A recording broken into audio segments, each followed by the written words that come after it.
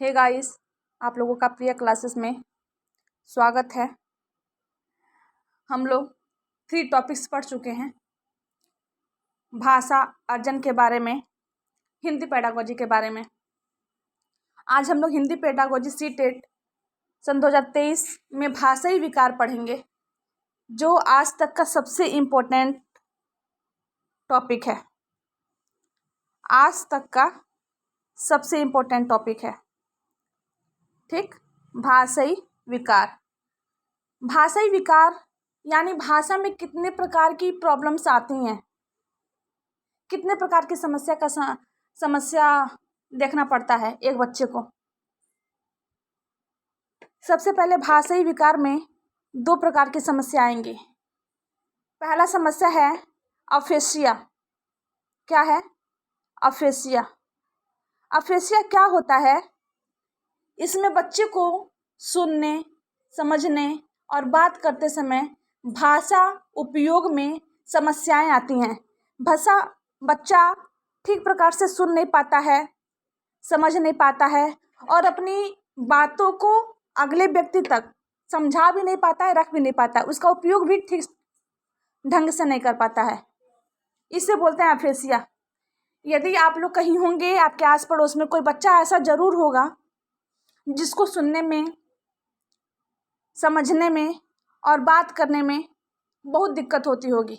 या तो बच्चा सुन नहीं पाता होगा, या तो आप जो कहते होंगे उसको वो जल्दी समझ नहीं पाता होगा, या अपनी बातों को वो आप तक जल्दी पहुंचा नहीं पाता होगा। यदि ऐसे विकार, ऐसी प्रॉब्लम्स हैं किसी भी बच्चे के अंदर, तो उसे किस प्रकार का समस्या है? अफेसिया। किस प्रकार का समस्या है? अफेसिया। ध्यान से देखिएगा, ये पेपर में पूछेगा आपसे, सीटेट के पेपर में पूछेगा। यदि आपके आस पड़ोस में कोई बच्चा ऐसा है जिसको सुनने में, समझने में और बात करने में समस्या आती है, तो उसको किस प्रकार की समस्या है, प्रॉब्लम है? तो आप लोग क्या बोलेंगे? अफेसिया नामक रोग है उसे। दूसरा टॉपिक है डिसलेक्सिया। डिसलेक्सिया में क्या होता है? पठन अक्षमता। बच्चा ठीक प्रकार से पढ़ नहीं पाता है। यहाँ पे देखिए, समझने के लिए हम लिख भी दिए हैं आप लोग को कि पढ़ने व लिखने में समस्या आने लगती है बच्चे को। बच्चा ठीक प्रकार से पढ़ नहीं पाएगा, ठीक प्रकार से लिख नहीं पाएगा। ठीक है, यदि कोई बच्चा क्लास में पढ़ता होगा, यदि आप लोग कोचिंग कराते होंगे किसी बच्चे को, तो आप लोग देखते होंगे कि ठीक प्रकार से बच्चा किसी भी लाइन का अनुवाद नहीं कर पा रहा है, या आप लोग जो उसको दे रहे हैं लिखने के लिए वो ठीक प्रकार से लिख नहीं पा रहा है। एवरी टॉपिक, कुछ भी हो सकता है लिखने के लिए। आप लोग को सोच रहे हैं कि उसकी हैंड राइटिंग बहुत गलत है, कैसे सुधार किया जाए। ऐसी प्रॉब्लम्स वाले बच्चों में किस प्रकार की समस्या होती है? डिसलेक्सिया की समस्या होती है। पेपर में पूछेगा सीटेट के कि ऐसा कौन सा समस्या है जिसमें बच्चे को पढ़ने व लिखने में समस्या उत्पन्न होती है, तो ऐसे प्रॉब्लम्स को क्या बोलेंगे? डिसलेक्सिया। क्या बोलेंगे? डिसलेक्सिया।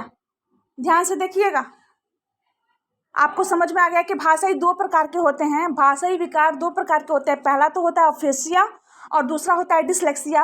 अफेसिया में बच्चे को सुनने में, समझने में और बात करने में समस्याएं आती हैं, और डिसलेक्सिया में पठन अक्षमता यानी पढ़ने व लिखने में समस्या उत्पन्न होती है। इतना आप लोग पढ़ लिए। अब आगे हम लोग देखते हैं। ठीक, यहाँ पे है कि शिक्षण त्रियामी सूत्र है एक, जो जॉन डीवी ने दिया था। ये बहुत इंपॉर्टेंट है। इसमें लिया गया है कि अध्यापक सर्वोपरि कहाँ रहेगा, छात्र कहाँ रहेगा, और उसकी जो विषय वस्तु है उसको कहाँ पे रखा जाएगा। तो इसके लिए एक डायग्राम बनाया गया, ठीक ना, जो एक त्रिभुजाकार था। और जॉन डीवी के अनुसार शिक्षण त्रियामी सूत्र में सबसे सर्वोपरि में अध्यापक रहता है, अध्यापक काम करता है। ठीक, उसके बाद से उसके अनुसार छात्र काम करते हैं, और छात्र के अनुसार उसकी विषय वस्तु काम करती है। क्या काम करती है? उसकी विषय वस्तु। ये 3 प्रकार के हैं शिक्षण त्रियामी सूत्र में। सबसे पहले अध्यापक है, फिर छात्र है, और फिर उसकी विषय वस्तु है। शिक्षण त्रियामी सूत्र दिया किसने? जॉन डीवी ने दिया। आपसे पूछेगा कि शिक्षण त्रियामी सूत्र किसका है, तो आप लोग बताएंगे जॉन डीवी का है। किसका है? जॉन डीवी का, जिसमें सर्वोपरि में अध्यापक है, मध्यम में छात्र है और सबसे निचले वाले हिस्से में विषय वस्तु को रखा गया है। शिक्षण सूत्र भी हैं कुछ शिक्षण सूत्र जो हम लोग पढ़ेंगे। शिक्षण के सूत्र क्या हैं? 3 नियम हैं। सबसे पहले शिक्षण सूत्र में ज्ञात से अज्ञात की ओर, ठीक, ज्ञात से अज्ञात की ओर।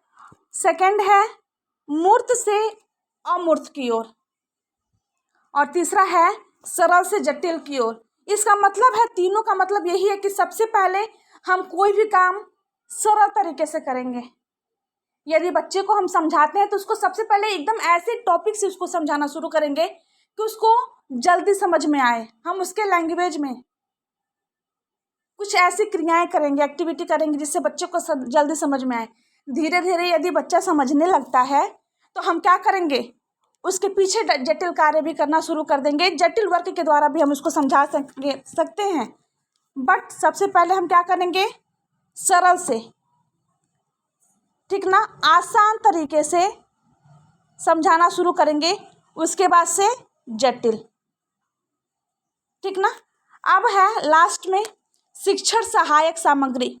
यदि आप शिक्षक हैं तो कुछ सहायक सामग्री भी आपके पास होनी चाहिए जो किस किस प्रकार से आप बच्चे को समझा सकते हैं। यदि आप कोई क्लास अटेंड कर रहे हैं या हम ही कर रहे हैं, ठीक ना, तो किस प्रकार से हम अगले वाले बच्चे को, मेरे सामने बहुत सारे बच्चे बैठे हैं, उसको हम समझा सकते हैं। सबसे फर्स्ट है दृश्य सामग्री। दिखा के, कोई भी चीज़ बच्चे को दिखा के, किसी भी टॉपिक, जो हम टॉपिक क्लास में पढ़ा रहे हैं उस टॉपिक पे हम कोई चार्ट, किसी चार्ट का प्रयोग करें जिसमें हम बच्चे को दिखाएं। ये एक्टिविटी करके हम दिखा सकते हैं। दूसरा श्रव्य। श्रव्य मीन्स होता है सुनना, सुन के बच्चे को समझाया जा सकता है। जैसे एग्जाम्पल में रेडियो एक ऐसा चीज़ है श्रव्य का जिसमें बच्चे को हम लोग सुन के भी समझा सकते हैं। तीसरा है दृश्य श्रव्य सामग्री, जैसे टीवी। इससे क्या होता है कि आप देखते तो हैं बट उसकी सहायता से आप उस चीज़ को सुनते भी हैं, ठीक ना। टीवी यदि आप देखते होंगे तो उसके साथ साथ उस चलचित्र जो चल रहा है टीवी में उसकी आवाज़ भी आपको सुनाई देती होगी। तो इस एक्टिविटी को बोला जाएगा कि देख और सुन के दोनों सामग्री इसमें आएगा प्रयोग में।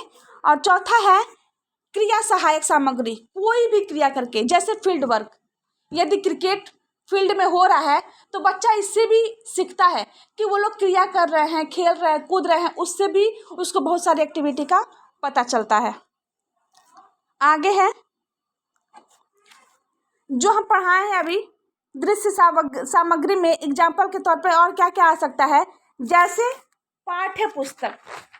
दृश्य सामग्री में आप लोग पाठ्य पुस्तक पढ़ते हैं तो उसको देख के पढ़ते होंगे। सबसे पहले क्या आएगा, पाठ्य पुस्तक, पाठ्य पुस्तक, ओके। उसके बाद से क्या आ सकता है, श्यामपट्ट, श्यामपट्ट यानी ब्लैक बोर्ड आ सकता है दृश्य सामग्री में। मानचित्र आ सकता है, क्या आ सकता है, मानचित्र आ सकता है, ओके। उसके बाद से क्या आ सकता है, चार्ट आ सकता है। ये सारी चीजें क्या हैं, दृश्य सामग्री हैं।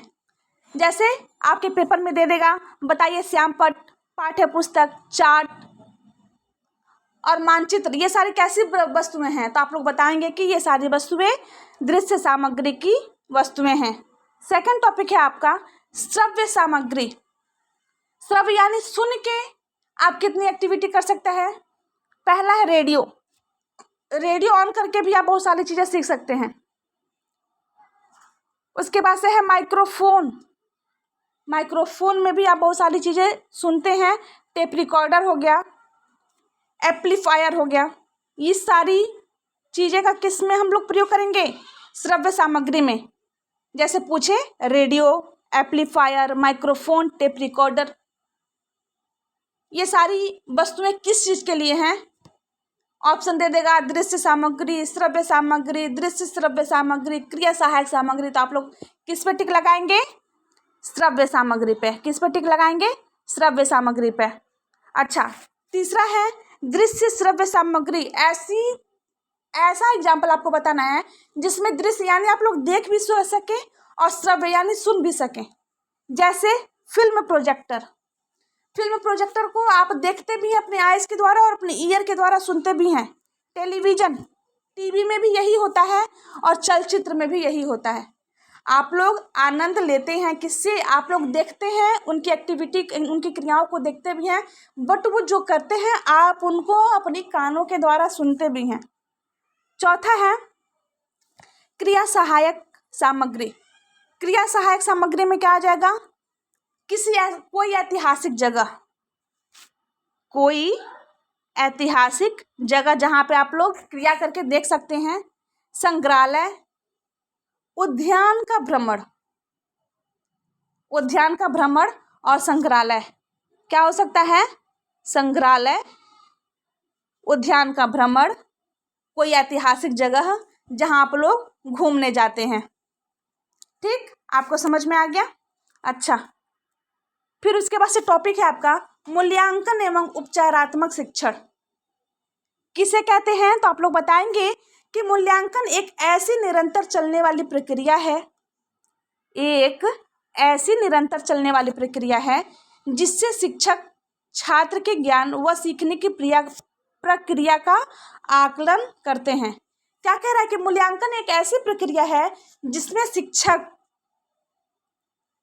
छात्र के ज्ञान व सीखने की प्रक्रिया का क्या करते हैं? आकलन करते हैं कि जो भी बताया गया है बच्चा कितने परसेंट, टोटल सारी चीज़ें 100% होती हैं, इसमें बच्चा कितने परसेंट सीखता है। ठीक ना? उसका ज्ञान कितने लेवल तक बढ़ चुका है। यदि मैं कुछ बता रही हूँ तो कितने प्रकार की चीज़ें वो नोटिस कर रहा है, वो मेरे क्वेश्चन का आंसर वापस दे पा रहा है कि नहीं दे पा रहा है, या कोई एक्टिविटी करके उदाहरण देके वो बता पा रहा है कि नहीं बता पा रहा है। ये सारी चीज़ों का आकलन शिक्षक करते हैं मूल्यांकन एवं उपचारात्मक शिक्षण के द्वारा।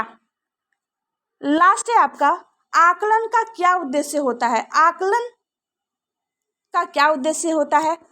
सबसे पहला उद्देश्य है जो शिक्षक ने छात्र को सिखाया है। क्या कह रहा है कि जो शिक्षक ने छात्र को सिखाया है वह छात्र के द्वारा कितना सीखा गया।